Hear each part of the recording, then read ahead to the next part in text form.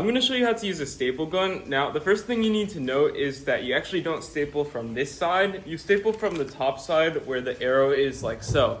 And in this case, I'm going to be stapling wires just because I'm doing some electrical stuff right now. And all you're going to need to do to use a staple gun is you just want to push down on this lever. You want to keep this thing firmly on the wall or whatever you're stapling like it is now. And as you can see, it's in between the wire like here. And you basically just want to hold it firmly and use your hand to just push down on this handle as hard as you can. Really try to keep it steady so it doesn't just kick back when you staple.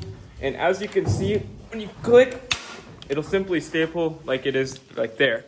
And all we're gonna need to do to put in new staples to this thing is you can actually see on the bottom side right here, just like on this side, not the side that the staples come out of from, but the other side, you can actually see, we can basically squeeze these little nozzle thing right here, and you can see it'll easily open, and you can see the staples inside. And you can easily just put in a new pack of staples, just put them in like so. Make sure if there's any other staples that are just broken off in the bottom that you get them out.